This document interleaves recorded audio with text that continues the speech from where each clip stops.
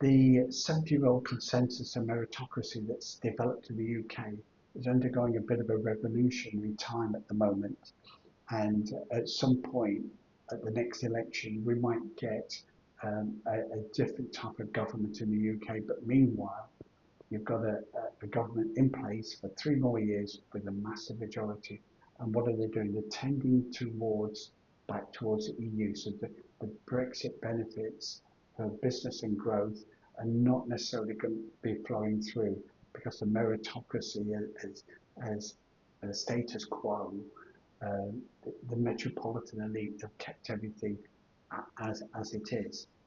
And during the current political turmoils in the summer of 26, we quietly see a bit of British sovereignty given away. Um, the EU and the UK have signed an agreement with Gibraltar uh, and Spain to allow an open border. Effectively, um, Gibraltar, sovereign territory, has been put into the EU and into the Schengen zone, which is great news for the 15,000 people that travel across the border every day to work from Spain and Gibraltar.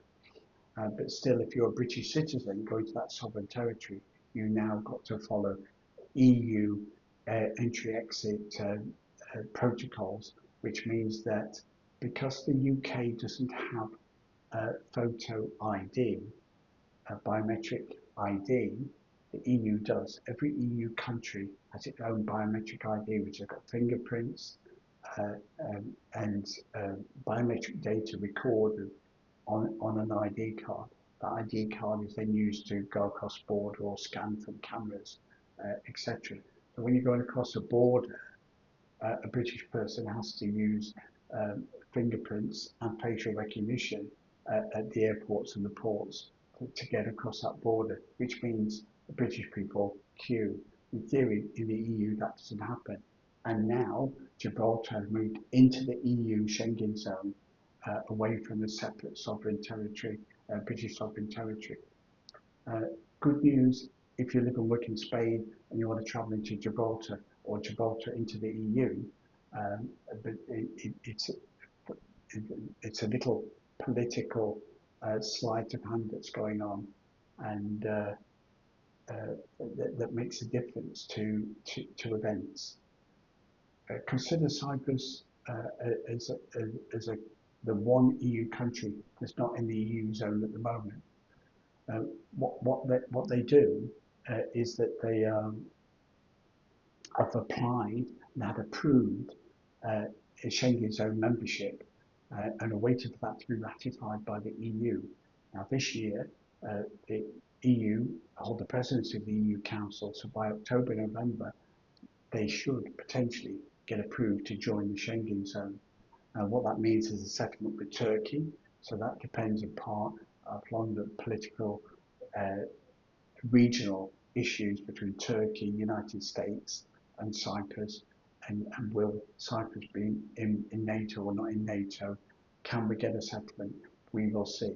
But potentially then that puts Cyprus in the Schengen zone as well. At the moment, if you're an expat come to Cyprus, you get a UK expat gets a biometric ID card for residency in Cyprus. But because Cyprus is not in the Schengen zone, you've still got some restrictions when you're travelling.